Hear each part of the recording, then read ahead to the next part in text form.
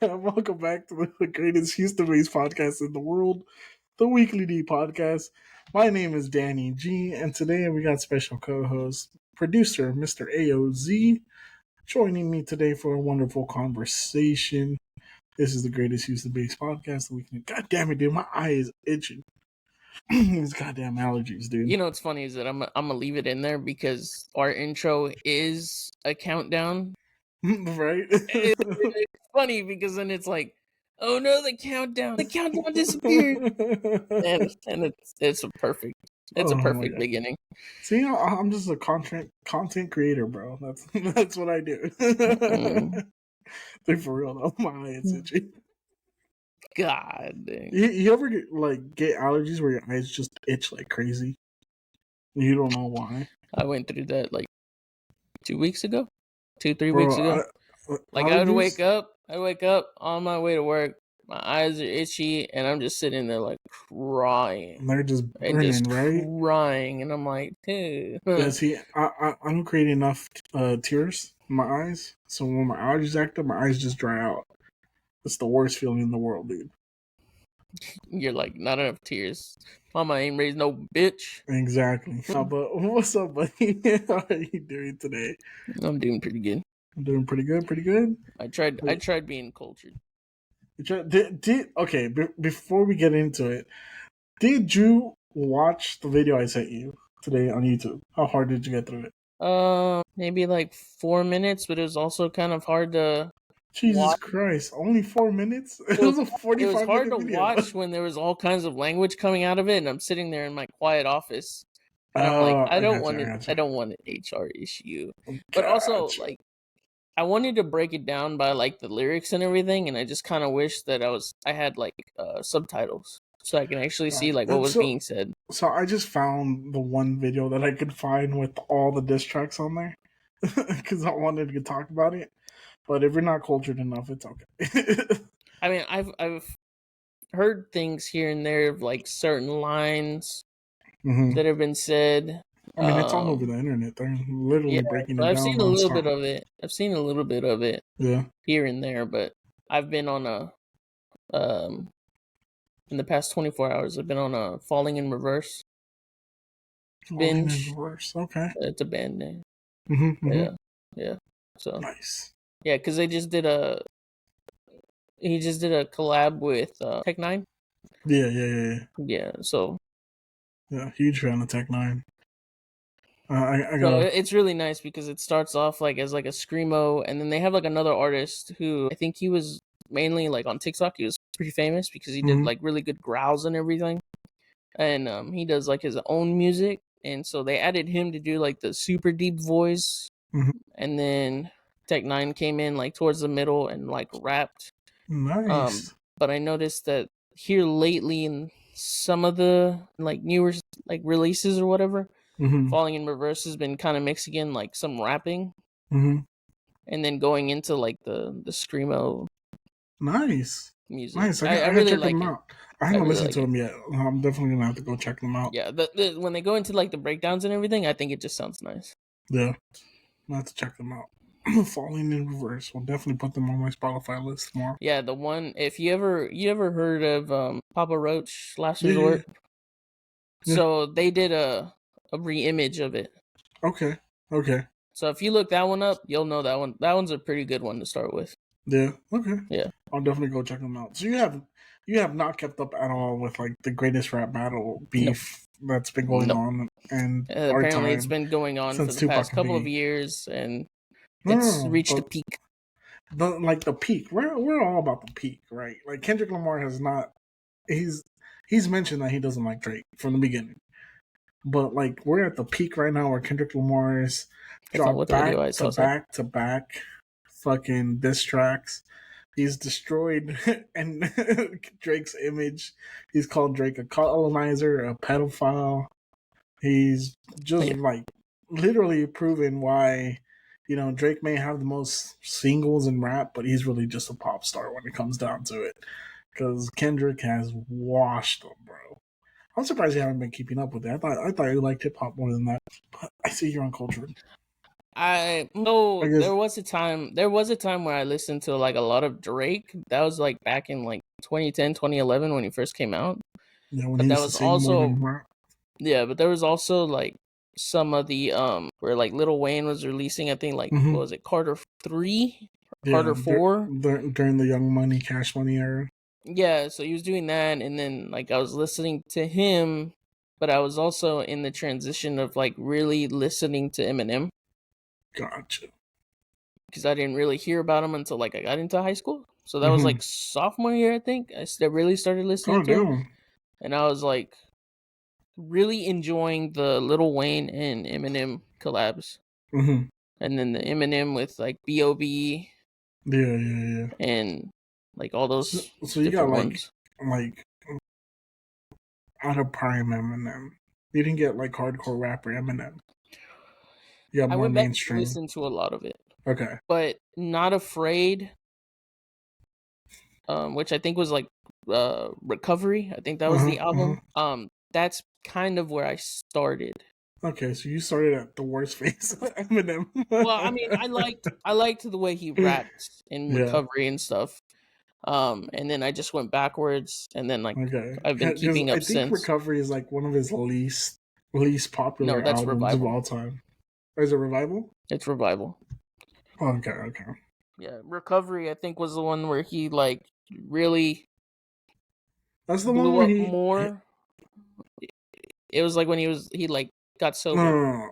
No. That's the thing. Like before Recovery, he was the biggest name in rap. Yeah, but I'm saying like because he kept like relapsing and everything that was going on. Yeah. Like Recovery was kind of like the comeback. Yeah. It also wasn't like one of his best albums. No, it wasn't. Like if you look at it as a whole, like it was. Yeah, also one of his albums that wasn't the best. He didn't have that song with Rihanna, though. Monster. That one was pretty good. That was on there. Yeah. Not Afraid, and I don't remember what other songs. Too. Yeah. Okay. Nice. Fuck, dude, he blew half my idea of the conversation was to talk about. I mean, my bad, dude. My bad. I mean, I gave you homework and you didn't fucking. It was kind of hard to do it in the middle of work. I researched your topic. It was kind of hard to do like in the middle of work. No, I got you. I'm trying to hear to like the N word and the F word. Yeah, the F word and everything. And the pedophiles and all that fun stuff. Yeah, we barely get through like Mexican OT being played in the shop. Goddamn. Okay. like barely. Nobody says anything, but the shop is right next to like the big boss's office, so it's really kind of hard to. Yeah. So if I was like working at a different shop, away because like mine is like the main office. If I was away from all the big bosses, yeah, definitely I could be jamming that and everybody would be listening to it. Yeah. No, I got you. Okay, so let's throw that out topic. I actually got an honest question for you today. You know, we've been talking a lot about like mental health and depression and how life's a motherfucker, but you just got to keep on chugging along. Yeah, I also might get in trouble for the last episode. Really? Why? Yeah. Because I was. Did you say too much? Not the forgotten episode that's going to release this week, but the one before that, when I was kind of venting about the situations that happened. Gotcha. I was going back. I was editing it, and I sat there and I was like, You done said too much. I think I said too much. It's okay. I feel like I say too much sometimes. That or no, maybe it was the forgotten episode. I think it was the forgotten episode. Forgotten one. Yeah. Fucking camera. I know the forgotten one. We were both venting. Yeah. Going off of the cliffs, I was like, oh. Yeah, there was a lot. There was a lot. I chose a few, and then like I think I picked one where I was still talking about like her sister and everything. And then the other ones were like you talking about your stuff, or kind of going off of like that kind of thing. But when I was editing as a whole, and I was kind of going through it, I was kind of like, damn. But see, that's the beauty about that episode is like we were just having an honest conversation. Yeah. Like there is no filtration, no cuts, no edits. It was just me and you being straight up with one another, venting out. Yeah. Like I mean, it might have sounded like I was talking shit, and I kind of was talking a little bit of shit, but You're throwing some shade. is it really throwing shade or talking shit when it's the truth? See that is the key point, right? As long as you're saying the truth, it's not necessarily talking shit. It's just saying the truth. Yeah, And you're and then stating your opinion. Yeah, so then I showed Nicole, like, I didn't show Nicole, but I explained to her, like, this one clip that I know I'm going to get tagged Which in I as, think like, I a know. collaborator. I mean, I don't have to tag you as a collaborator I on that mean, one. you I know which can. one I you're really talking don't about. care. I'm not, like, if she says something, I'm not going to listen to it. I'm not going to answer any phone calls or text messages, but I barely talk to her as it is anyway. But I kind of explained what happened in the clip, and I was like, I'm listening to it, and it sounds like I'm talking shit, but I'm not. I mean, you were saying And then, something like you had a really good point in it. yeah, it was about you're not a product of your environment. Exactly. Like but you had a lot of meat to, Yeah. to the story. But there was also a lot before that, before we got there.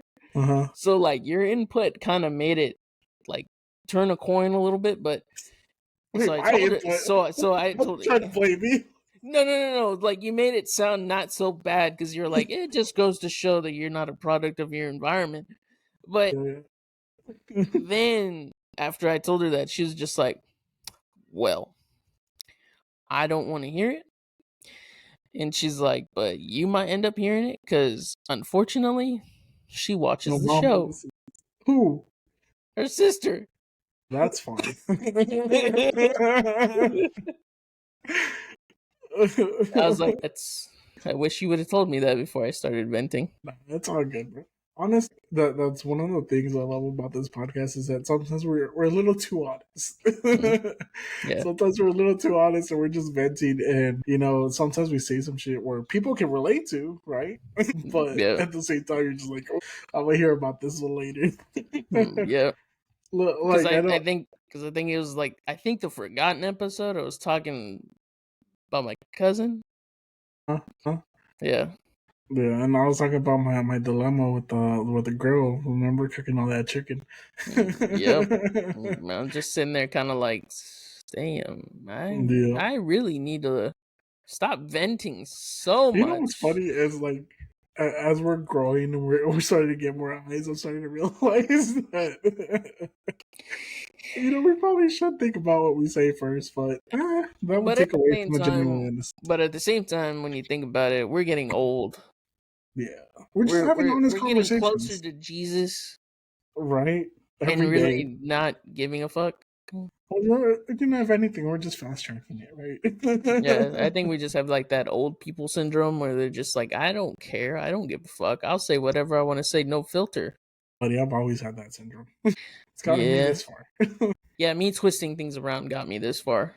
Me Yeah, being actually like brutally honest, I kind of don't know what the outcome is going to be, but at the same time, I just don't care.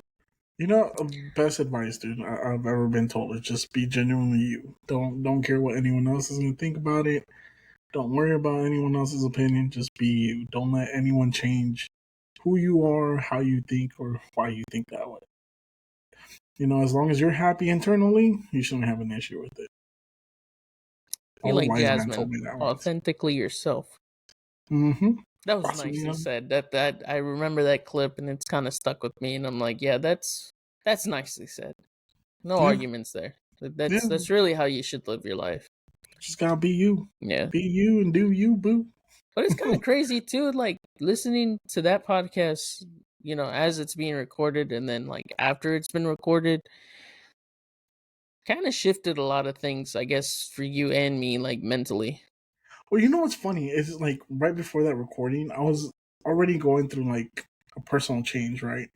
Like I remember the week before we talked about it, where I was like, oh, I'm trying to change my life, trying to like take one day at a time, slow down a little bit, try to focus myself mentally, spiritually, and honestly, I've been looking back at some of our clips, and I feel like since before we had Chelsea on, like you could kind of see the shift in my mentality where I was like, I'm gonna try to start going to church more, try to be a better person every day.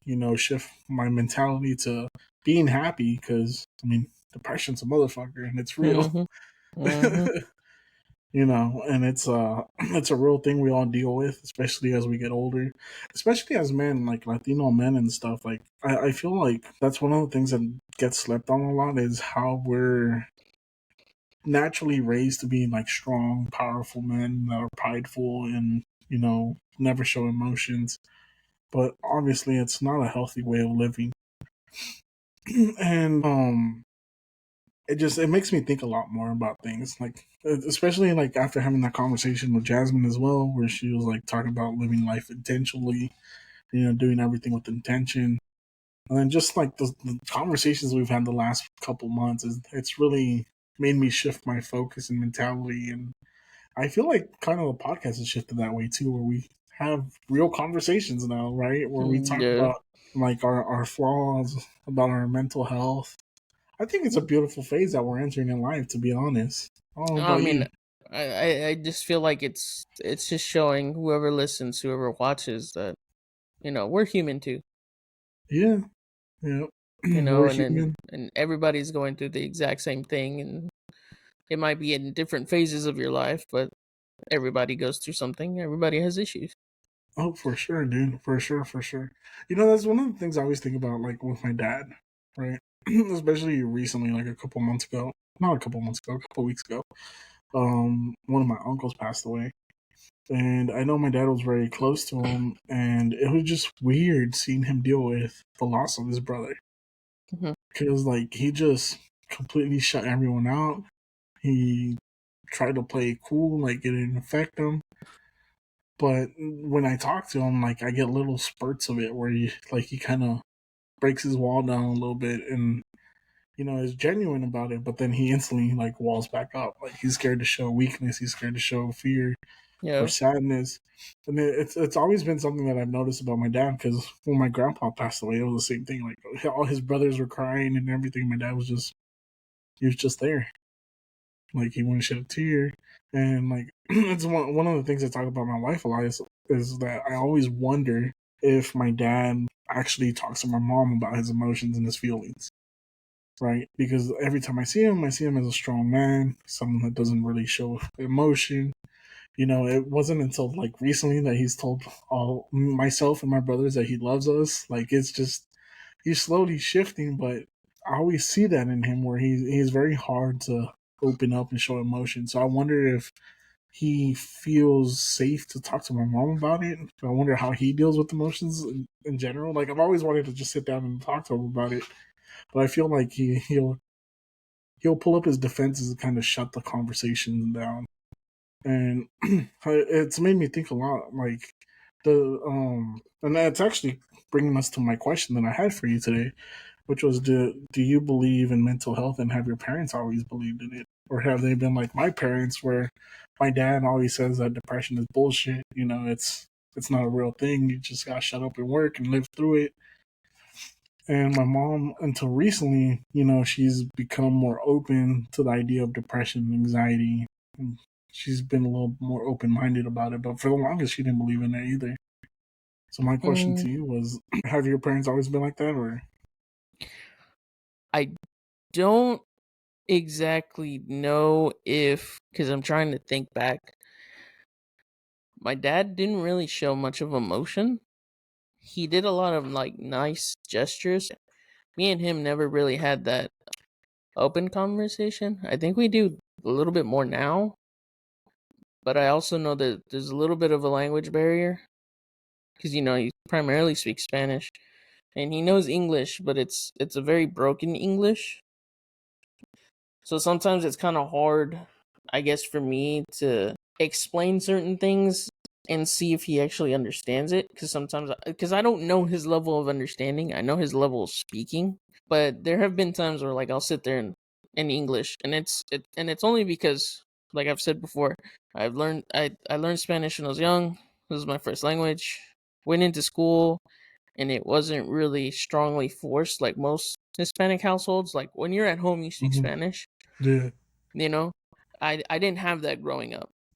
It was kind of Gotcha. like you're free to speak whichever language you want to. Of course, my Mm-hmm. dad took it as I'll learn English through you, right? And I probably should have put more the effort of let me learn Spanish through you. Sometimes I can, when I'm not thinking too hard about Spanish, I can speak almost perfect Spanish, very fluent Spanish. But when I think about it too much, my English kind of takes over in my head and I don't know the translations to say what I want to say in Spanish. Okay. So sometimes we'll have conversations where he's speaking Spanish to me. I completely understand everything that he's saying. Mm-hmm. And then I'll say things in English and, you know, he understands. Like I can see that he understands a lot more English than he can speak. So now that he's older and now he's more time here at home and everything, he's more open about certain things and we talk Mm-hmm. about certain things. But I've always had the emotional support more from my mom. Gotcha. Um, I don't exactly know how it came about, but I mean, my parents growing up, like, um, they never really kept anything from me. Like they Yeah. talked to me like I was like an adult. Like this is happening because this happened. This is happening because this is happening. Like, losing the home that I grew up in because Mm-hmm. my mom lost her job and we couldn't keep up with the bills kind of thing, right? They didn't sugarcoat it like we're getting a new house, we're moving, They didn't Mm-hmm. do anything of that.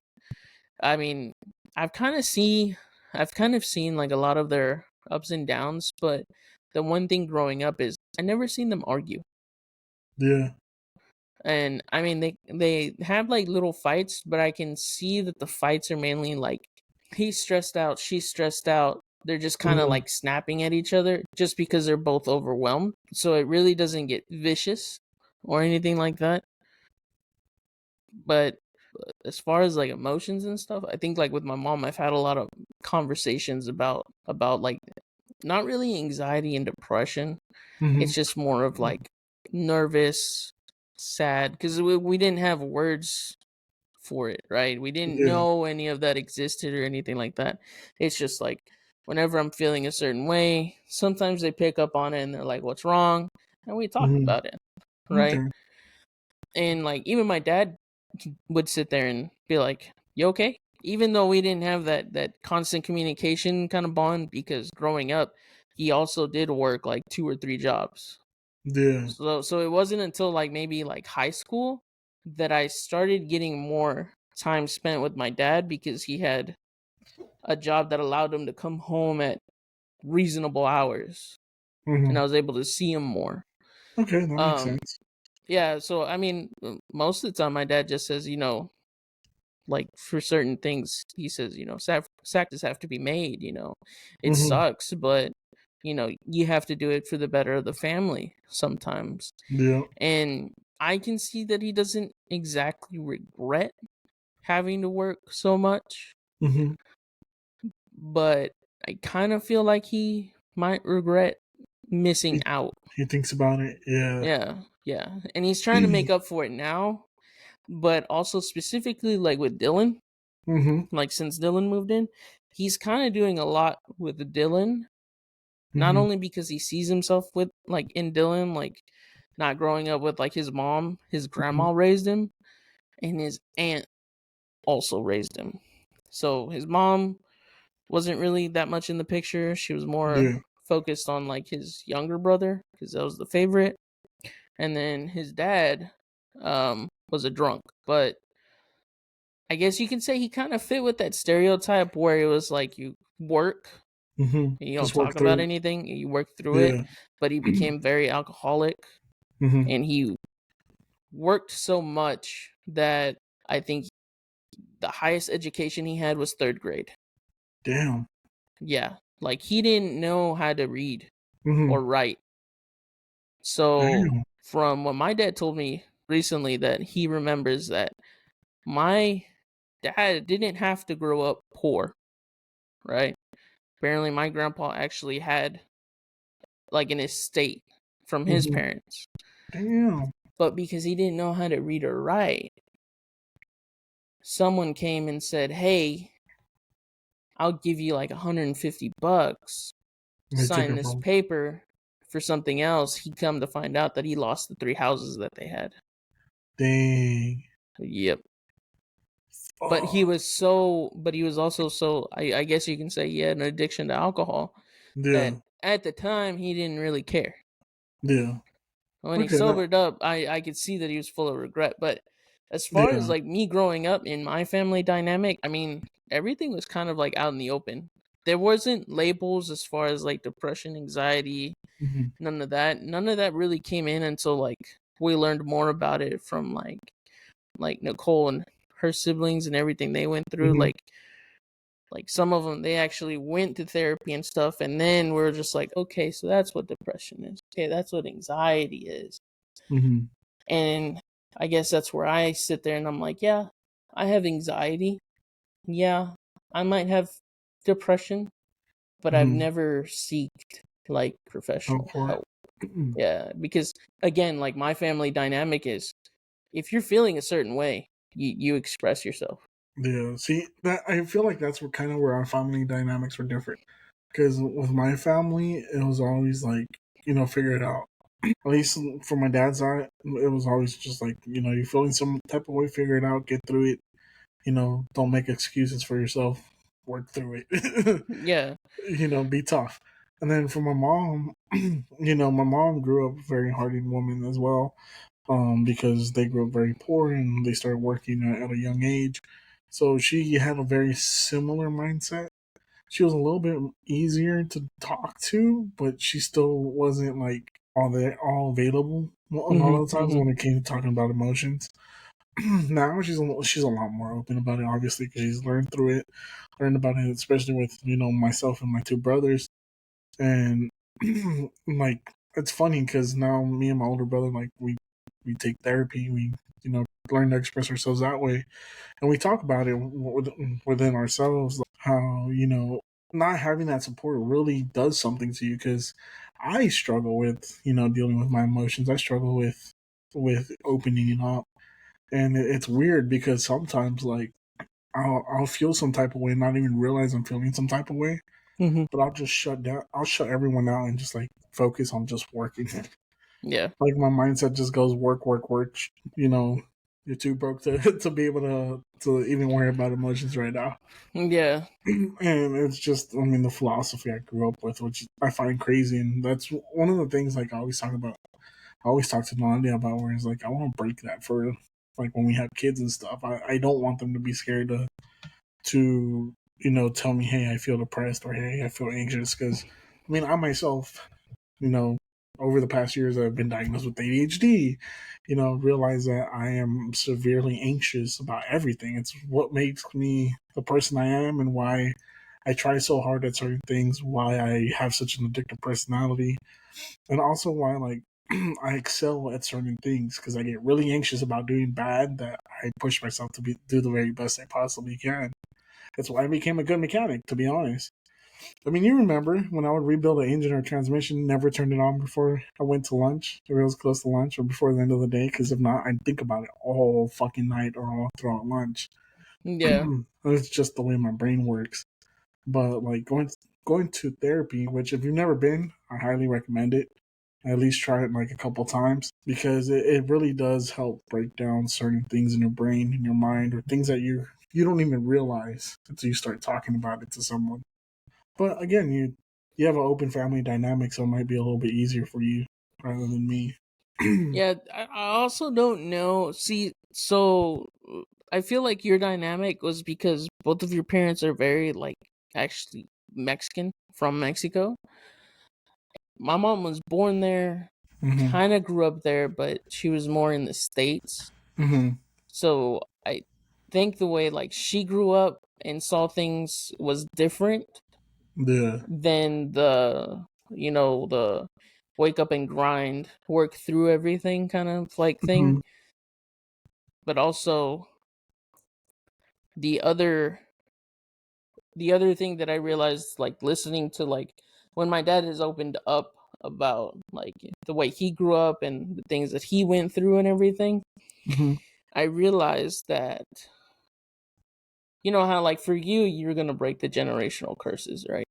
I'm trying. Right, Working to right. it. And no, you're going to, right? Because that's your goal at the end of the day, right? Yeah. Because you want them, like you said, you want them to come to you and not be Mhm. afraid to talk to you or express any kind of emotions, right? Yeah. So I want that as well. But I realized that I'm not the one that broke the generational curses, Hmm. right? It was actually my dad. Yeah. Because my dad grew up with like everything that you did, you would get hit. Hmm. You'd get yelled at, right? You get some kind of like unusual Punishment. punishment that was Yeah. like physically like painful, right? Yeah. And for him, he said that when he had me, he didn't want that. Mm. My dad has only hit me maybe twice in my life.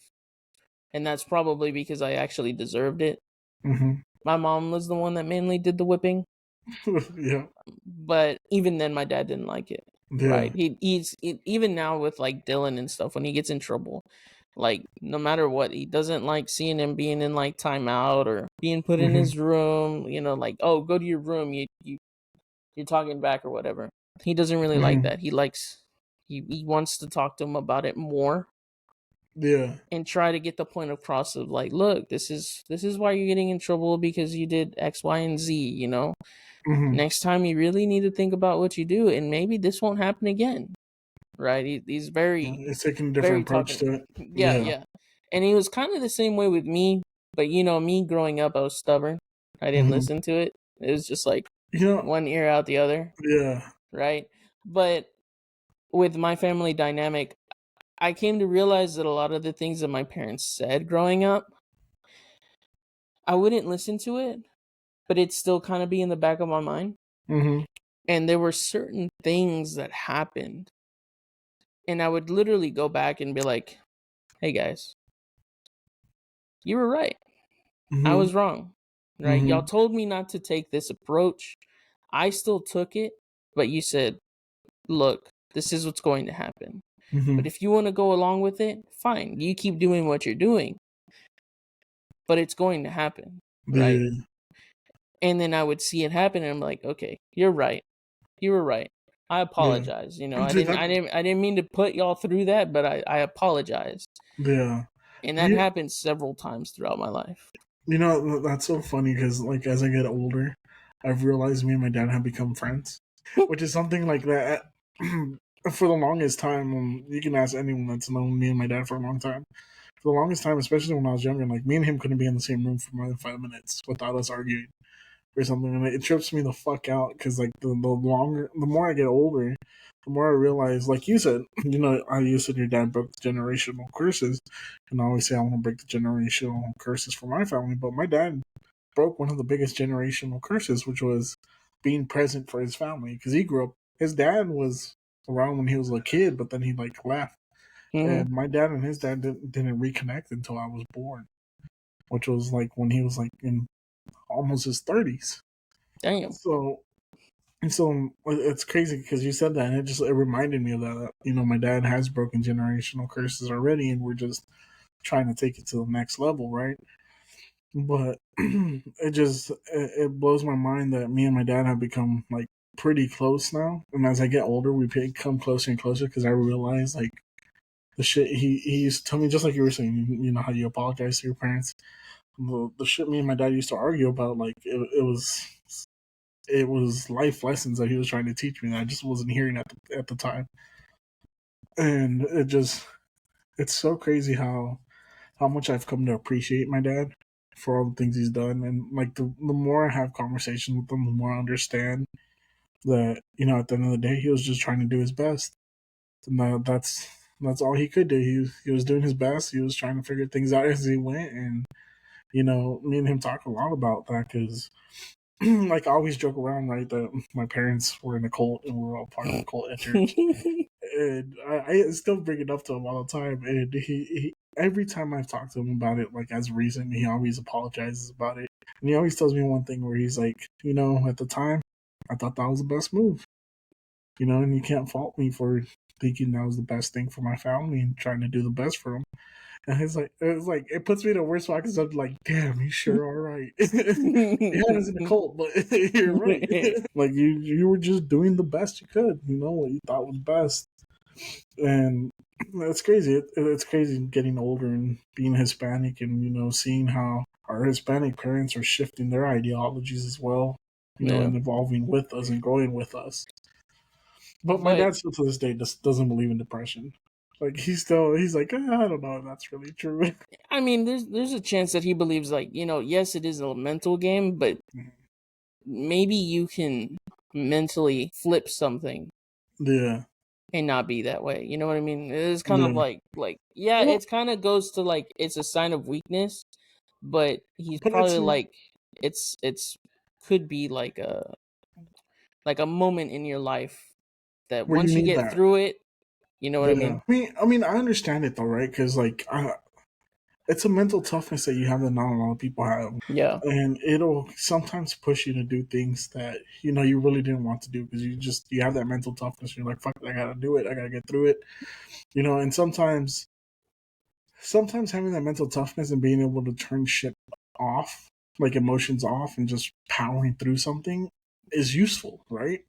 yes. Like it could be very useful. It can get you out of tough situations, but at the same time, it's like it's not healthy to do, right? I mean, one a really quick, simple thing of mental toughness that I pulled away from it was when I got COVID. I was fucking dying at work, but I was like, I'm not going home. I have to work. I was yelling at you to go home. I even went to our first aid kit, found a disposable thermometer and stuck it in your mouth and told you have a fever. Take your ass fucking home. I still didn't go. No, you just said, hold on, open the toolbox drawer. I have Advil. Let me pop 4 of these suckers and keep going. And I'm like, no.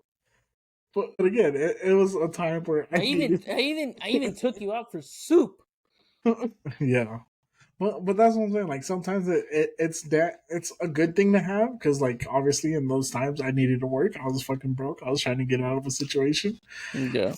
Right. So like the mental toughness was there where I was like, fuck it. I feel like I'm dying, but I'm just gonna push through the day. And if I die, I die. Sometimes ignorance is bliss. Sometimes. But it's not really terrible. ignorance. It's more like stubbornness is Stubbornness, bliss. yeah. Yeah, just to push through it. I mean, sometimes it's a terrible thing, right? Like another example of me being too mentally tough for my own good was when I hurt my back in a car accident. I never stopped working.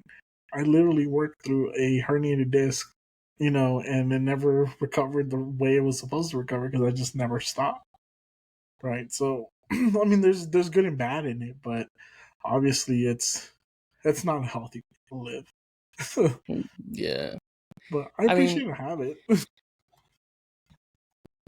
Kind of like, I guess another like a family dynamic kind of thing, kind of going back to like not showing weakness was growing up. I went to like a lot of funerals because a lot of my family members were actually up in age, or some had heart attacks, some had strokes. It's a thing that happens in my family. Like on my mom's side, diabetes, heart attacks, and strokes are notorious. Like my mom's grandma had like 4 heart attacks and 3 strokes. You want to know a crazy fact about diabetes? Did you know that a diabetic is more likely to die of a heart attack or a stroke than someone with high blood pressure? We also have high blood pressure. So, but I'm just saying. Genetically, I'm kind of fucked. You're in the fucked pool. I got you. Yeah. Thank God I've been healthy. But anyway. I have a friend that could help you out with that. Her name is Jasmine from Raw Holistics. Oh, Lord have mercy. Jesus Christ. I mean, I opened that door, obviously, because I mentioned it earlier. I opened that door. It's all coming back to me. It's full circle. So I kind of always wanted to be that strong person in the family. So at a young age, I kind of learned how to like switch off my emotions. So I can basically flip the switch and feel absolutely nothing for however long I want to. And I can flip it back on and kind of feel like no recoil from it. Mm-hmm.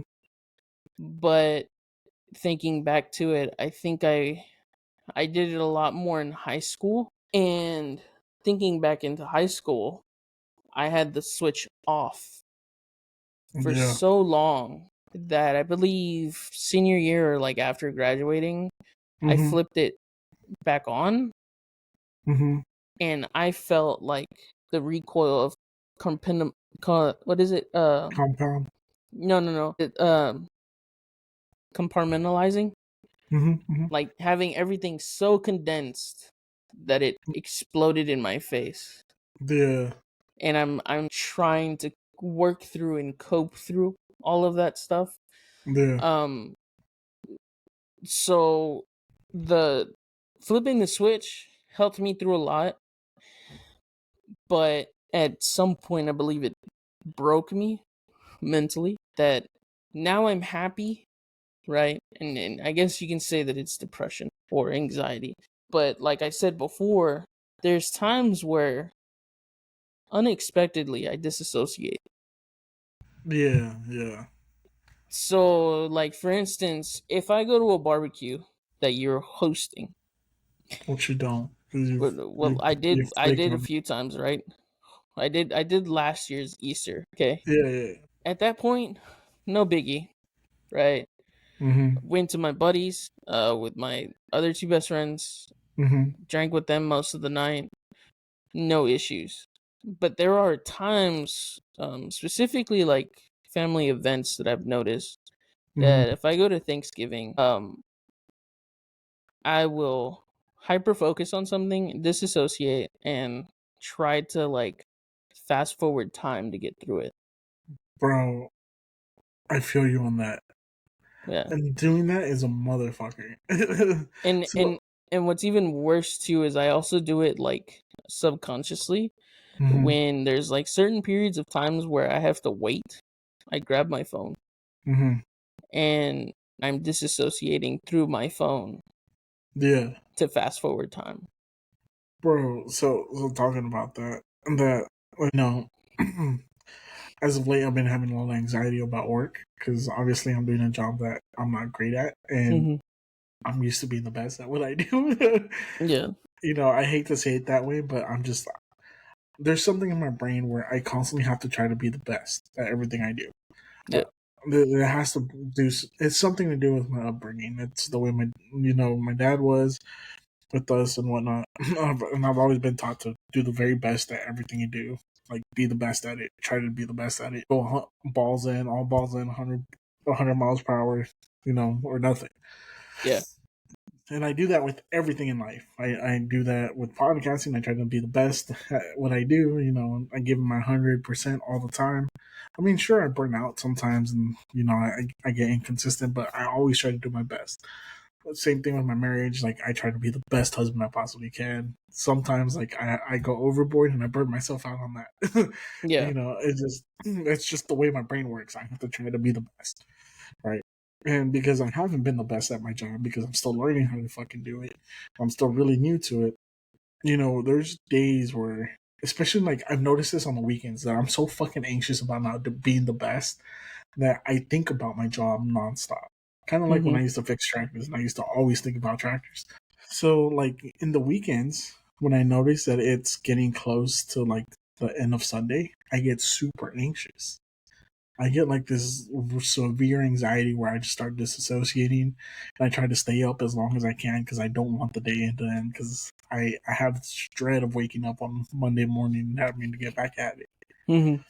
And it's terrifying in a lot of ways, because like, fuck, I don't want to wake up, like, and I don't know if it's just anxiety or if it's depression or if it's all of the above. But like, one thing I've been doing to try to combat that is, like, I started waking up earlier to go work out. And while I'm working out, I'm listening to like affirmations, I'm listening to morning prayers, listening to worship music. I'm trying to pray through it every fucking morning. I pray. I wake up, I'm like, dear God, help me take this day as a new day, a new beginning. And every single day I've been doing this like clockwork. slowly but surely, that feeling of anxiety is slowly fading away. But there has been days, dude, where like I didn't eat. You remember when I told you I was all stressed out? Mm-hmm. I wasn't eating. I wasn't like drinking water. I wasn't sleeping. I was just so fucking anxious, dude. And it was the first time in my life that I ever felt the pressure of being a provider for my family, for my wife, for my pets, and knowing that if I keep slipping, I can lose my job and not be able to provide. Mm-hmm. And that was the most terrifying, anxiety inducing, depressive episode I've ever had since I've been married. I've been through some shit. Like I've told you before, like me and my wife almost got divorced right off the jump. My dumbass. But nothing has affected me as much as possibly losing my fucking job. And it's crazy because I went through a full depressive episode, and then I just one day I woke up, I was like, "Stop being a bitch." I could literally hear my dad telling me, "Stop being a bitch. We'll just work through it. You can get through this." And then my wife was honestly like the best part about it because she talked me through everything every day, and kind of got me back into praying and stuff. But to be honest, dude, it's mental health's a crazy thing. It And is a crazy thing, and it's it's so crazy slept that on. it's grown more in these Bro, last and you couple know of what the years. craziest thing is when you look at the statistics, right? Like, I think it's what 80% of depressed people are men that have families.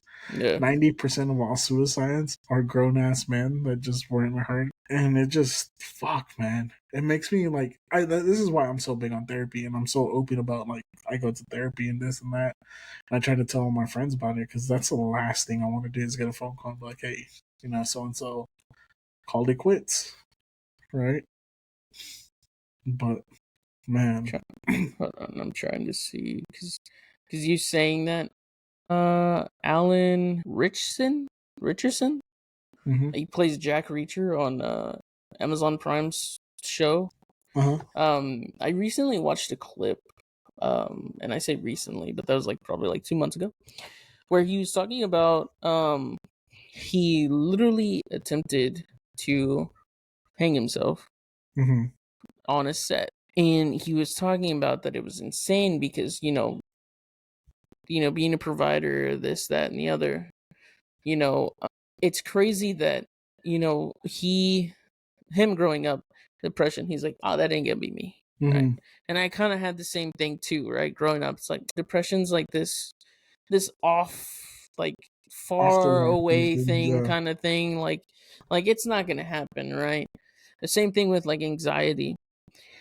And it's crazy that he sat there and said that when he was attempting, that his mental state was that it wasn't focusing on anything, but it was like seeing as him doing it is a gift to the world. The world would be better off without him, Yeah. right?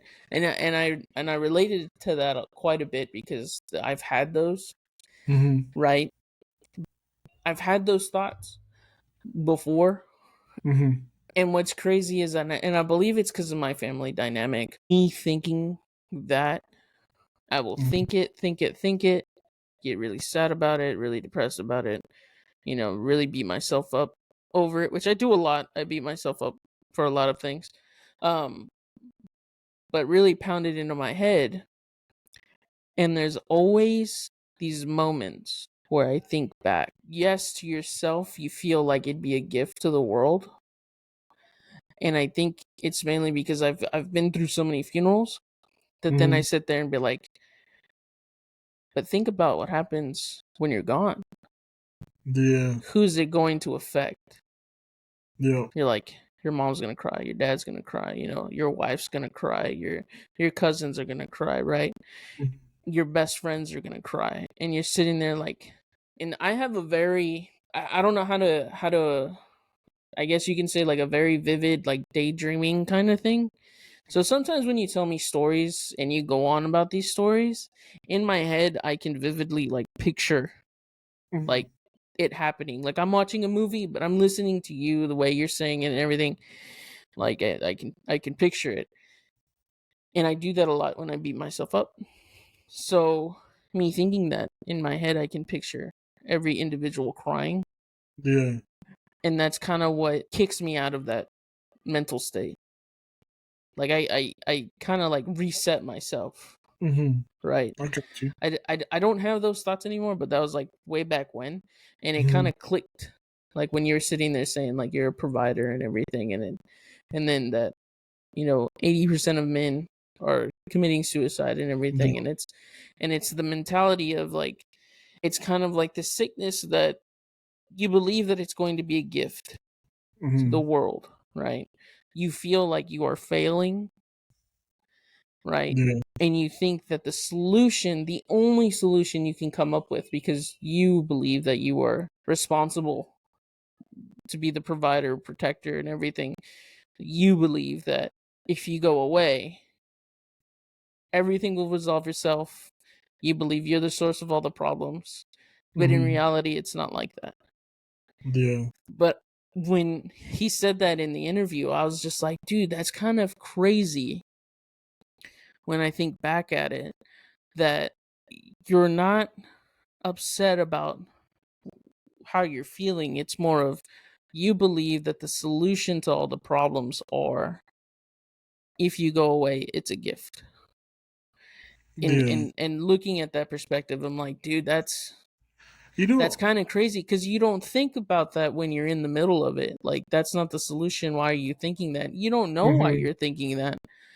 It's just But an intrusive thought that yeah, gets in your it's a brain. yeah, and it's insane because you know it kind of goes back to like studying more mental health and everything. You know what? Where you're at, it really makes me think because when we had Jasmine on, she asked me about like Hispanic culture, right, and how we're all alcoholics, and that's one of the things that I really think about a lot now. It's how like depression's a real fucking thing, but in Hispanic culture, like we don't believe in depression, we don't believe in Hmm. anxiety, like we don't accept it, right? But what's the one thing we fucking do?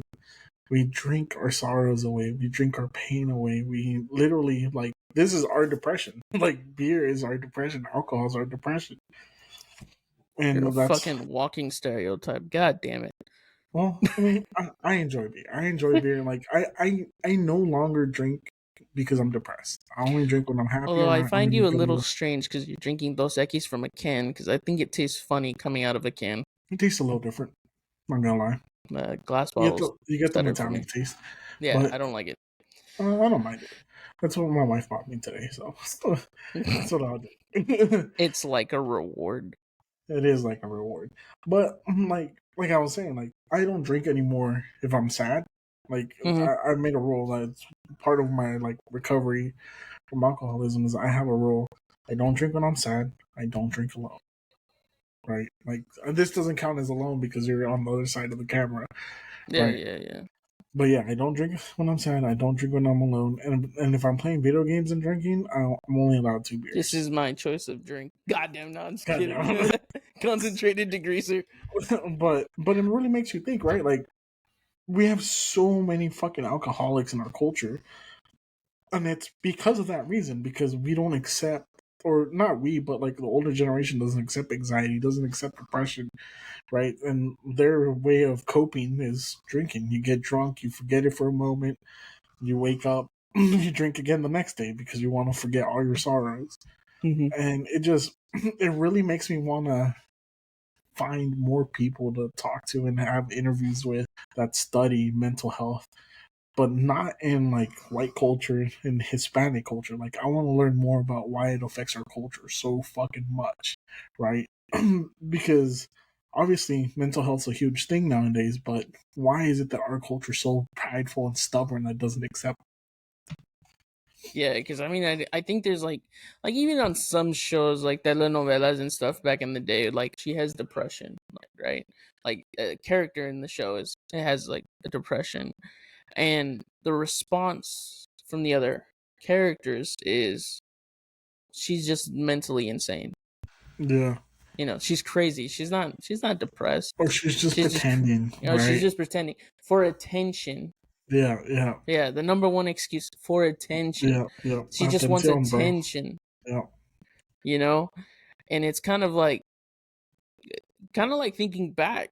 like I was saying a while ago, it's kind of crazy because in the moment you're not thinking of anything like that, but yet it's painted you only want attention. Yep. Right. Right. And yeah, it's kind of it's like crazy. no, not at all. I'm not even thinking about you. I'm not even thinking of the people around me. Right. I'm just within myself. Right. But it's kind of crazy that it's painted as, oh, you're either mentally insane or But you it's want also attention. crazy how your brain's like your own worst enemy, right? Like, but that's another part of my new thought process in trying to live intentional and be a happier person. I no longer try to put negative thoughts out there. So if I have a negative thought, I don't ever verbalize it, because I'm very much a believer of what you put out there is going to come back. Right? So if you give off negative energy, it's going to come back to you. But it's crazy because your brain is like your own worst enemy. Like my wife's been stressed out about school and like not passing her class, and I was like, look, like as long as you study, you put in the work, you're gonna pass. It's a given. You put in the work, you study, you stay dedicated to it, you trust the process, things are gonna work. But when your brain starts telling you can't do it, or your brain tells you, oh no, you're gonna choke, you're not good enough, like that's where your own brain stops you. It's what stops so many people from being great in life or achieving their goals in life, is that their brain tells them you can't do it, right? And it's one of the things that I've tried to live my life this way, where it's literally just like Nike says, just fucking do it. Whatever you want to do, pursue it, trust the process, work for it. I mean, it's not gonna happen if you just try it one day and then give up, right? You gotta trust it. You gotta work through it. You gotta push through it. You gotta trust the process, and just fucking do it, and it's gonna work. I mean, look at this podcasting thing, right? 3 months ago, we couldn't even get 200 views on anything. What did we hit last month? 5,900 and something. 5.9 thousand views across all platforms. That's not adding them all up. That's on each fucking platform. We had 5.9 thousand or more. Right? And what was it that we changed? We changed our mindset. We changed the way we do things. We became more consistent. And we trusted the fucking process. Yeah, it got a little depressy in some episodes, but yeah. But it worked out, right? Because we were consistent. We pushed through. We trusted the process. Yes. I broke my laptop. You picked up the editing. It's worked out fucking great. I mean, look at it. We're achieving our goals. Actually, I got a couple emails from people that want to be guests on here, so I gotta go through those at some point this week. Yeah. But we're doing it, bro. Yeah. We're doing it. Yeah. Right? So, like, for anyone that's listening, if you are doubting yourself or you don't believe in yourself or you're letting your mind get the best of you and telling you you can't do it, tell that piece of your mind to shut the fuck up. Go out there, figure out what you want to do, how you want to do it, and fucking do it. Don't just sit on it. Speaking of that, also, because your last 2 episodes you've been saying, having amazing wives is a game changer. The movie, I think it's Flaming Hot. It's about hot Cheetos. Yeah, like how that's hot such a good Cheetos came movie. around. Yeah. There's a scene where, and I forget his name, but the guy that came up with hot Cheetos idea, is getting into an argument with his dad, right? Yeah. And it gets to a certain point where, he says, I hear your voice always in my head knocking me down, right? And there's a part where his wife sticks up for him and everything, and then says, let's go put my voice in your head. And I related to that quite a bit, because now a lot of my issues, instead of relying like on my parents to vent and everything, I'm venting more to like Nicole. Yeah. And she gives me different perspectives and or just hears me out. And and the same thing applies to you, right? So I take it as having an amazing wife is that she silences the voices in your head and puts her voice in your head. Whoa. And that's crazy. That was fucking deep, bro. I can be deep, bro. I like that one. I can be deep. Riverside, cut the clip. I really like the way you said that, though. It's true, though. I'm on the verge of tears. That's true, though, dude. Having an amazing wife, an amazing spouse, or just significant other, to be that positive voice in your head can move mountains. Mm-hmm. Like, it's so crazy what having that one person in your life can do for you and what you can do for them. Yeah. And sometimes it's not even a spouse for some people. Some people it's like their best friend, their brother, their sister, you know? Yep. So like whenever you're going through something, if you can't get that voice to quiet down, you know, reach out. Reach out. Don't be scared to reach out, dude. There's gonna be someone that's willing to listen to you and give you great advice. Or not even give you advice, just be there to listen to you, be there to, you know, be that shoulder for you to cry on. You know, sometimes you gotta break down to your homies. I mean, right? It's a thing. Sometimes you have that brother, you have that sister, that cousin. You have someone. Like, honestly, I'm a firm believer that one person can do a lot. One person can do a lot. But when you have a team, when you have a support system, when you have the right people around you to not only be like positive influences in you, but that are like minded like you, and also people that will contest you, that's what will make you a great person. That's what will help you achieve and unlock that next level in your life. You know, it's like this whole podcasting thing. Just to make it real simple. Me, myself, by myself, I could only go so far. Mm-hmm. But I recognize if I have a team with me, or, you know, good friends with me, positive influences with me that are willing to do this with me, like, we can level up. And it's worked out perfectly, right? Like, I brought you on, you've taken on the editing aspect.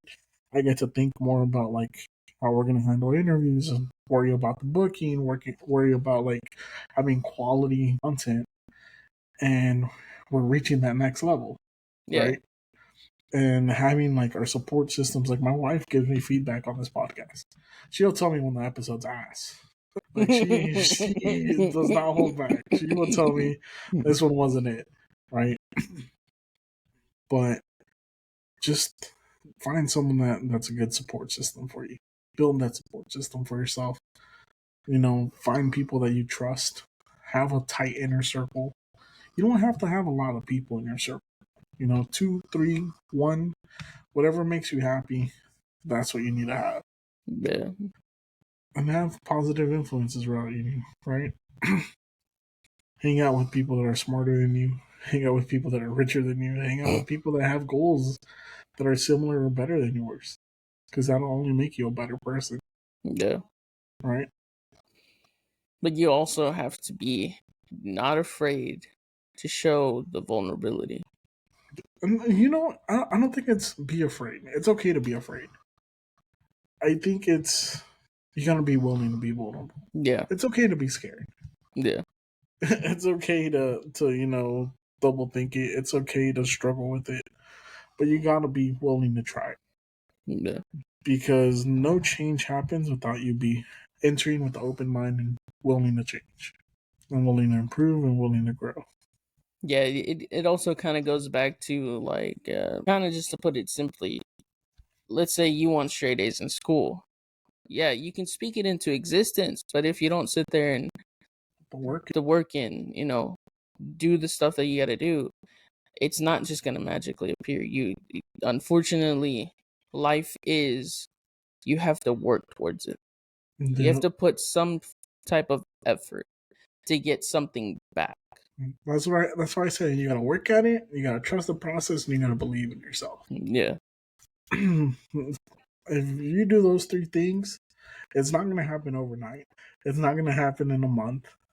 It might if you're lucky, but it's not gonna happen in a month. But if you work at it, you believe in yourself, and you trust the process, you're gonna achieve whatever you're trying to achieve. And it's not gonna be easy. Like by far not. My mom always said that the greatest things in life cost, and she meant that not just in the monetary value, but in the sacrifice value, and I believe that 100%. The best things in life will always be challenging to obtain or will cost a lot, but they'll be worth it at the end. Yep. Like in the words of Lord Farquaad, some of you may die. That is a sacrifice I'm willing to make. God damn. Oh shit. But on top of that, before we end it, trust yourself, believe in the process, believe in yourself. That what you're saying. Aside from everything bad that he did, if you look at Hitler, he accomplished a lot with like 2 scientists. And with no money. With no money.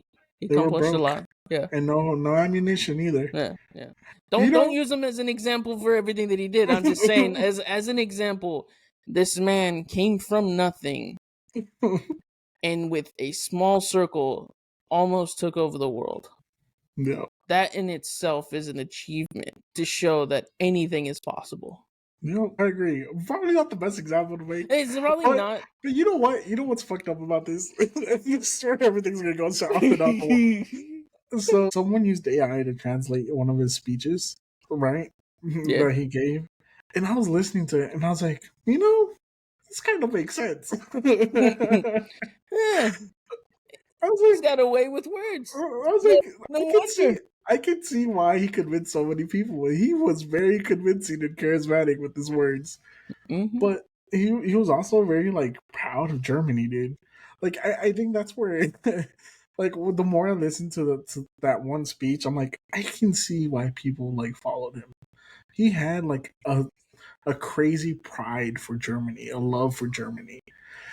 And he convinced the people that felt the same way as him that, the Jews were bad people, that they were taking all their stuff, which I don't want to get into it too far. I don't want to get political, but... Oh, you mean kind of like America, how they say it's the Mexicans taking all the jobs and everything? No, not even that. Not even that. But they're just... He made a lot of sense in his speech. I mean, it makes you double think. Like, when you think about it and take it all out of context, like if you were to remove him and all the fucked up shit he did and just listen to that one speech with an open mind, you're like, okay, I can see where he's coming from. And that's kind of the crazy thing too about him is like, yes, he did a lot of bad, but if you look at him with an open mind and subtract all the bad things that he did, it's kind of crazy the amount of things that he achieved. Oh, dude, World War II was the greatest scientific war of all time. And without, him pushing the boundaries in everything, I mean, we would have not ended up with a jet engine. Exactly. We wouldn't have had tanks. Yeah. Or learned about chemical warfare. Yeah. It was all him, dude. He also pursued the Holy Grail and tried to find it. The nuke wouldn't have happened. Exactly. Oppenheimer wouldn't have been Oppenheimer. Yeah. Still been some professor at some school in Germany. I still need to watch that movie. I think it came out free on something. I need to watch it. It's on my watch it list. That movie was filmed specifically to be watched on IMAX. Right? So find the biggest TV you can watch it on and get some surround sound when you watch it. That's all I can say. So don't watch it on your 22-inch computer 22-inch? No, I'm not going to watch it on my computer screen. I'm going to watch it on my... I think it's a 55. I don't know what size it is. I'm going to watch it on my... I saw it IMAX. It was amazing on IMAX. I saw it regular at the movie theater. I was fucking pissed. It didn't catch my attention until after I realized it was a World War II movie. And then I was like, God damn it. I should have gone to watch it. Yeah, it was good. It was good. It edges you the whole time, though. I won't tell you the ending, but it edges you. Is that your new word now? No, maybe. It was on my Wordle today. You said it a few times. I don't know if you said it live recording, but you said it a few times, and I'm like, know what you mean, but I have a different mental definition.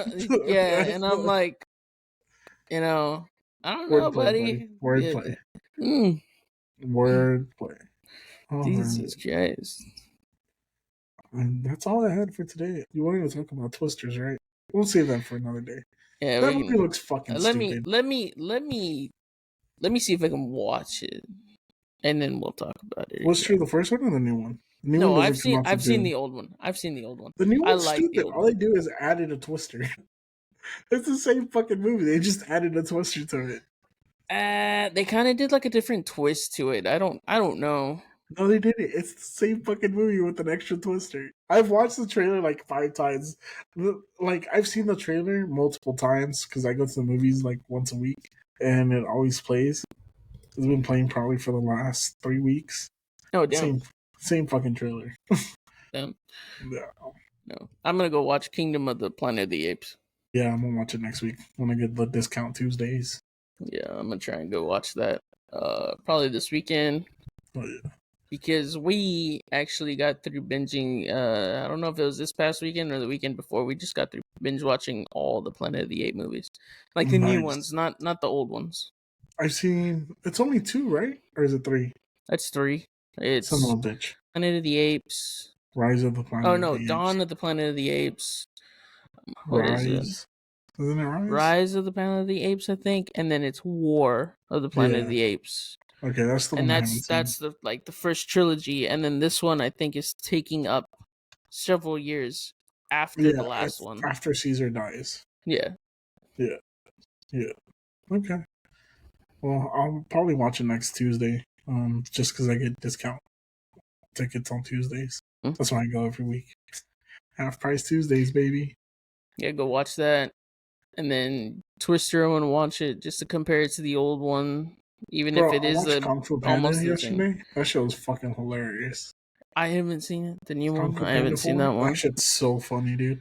I don't know if it was a fake trailer, but I think Despicable Me 4. Yes, it's coming out in June. Okay, I need to catch up on the Deadpool movies. I watched the first one, not the second.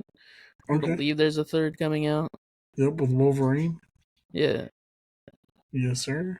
Oh, shit. I don't know. There's another movie, but I don't remember. I don't know. There's a lot of good movies coming out. I'm excited. But anyways, this has been the Weekly D Podcast. I'm your host, Danny G. That's Mr. AOZ. If you like what you heard, give us a thumbs up, 5-star review on Amazon, Spotify, YouTube, iHeartRadio, wherever you listen to us. Give us a like, give us a thumbs up, give us a 5-star review, leave a comment, let us know how we're doing, let us know if you like the show, if you want us to talk about certain topics, hit us up. Let us know who you want to see on this podcast next, right? Who's the next guest? We'll let you decide. Yeah. But, comment that we suck. Don't worry. We'll definitely reply back. Yeah, I like to catch that drift on the YouTubes.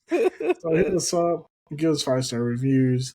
Let us know if you like what you hear. If not, let us know that you hate us. It's all good. Follow us on Spotify, Amazon, YouTube, Paper Plate Media on YouTube. You can go check out Accidental Chaos on there as well, along with all our shorts. You can check us out also on YouTube, Instagram, TikTok at the Weekly D Pod. We post every single day on all those platforms, so go check that out.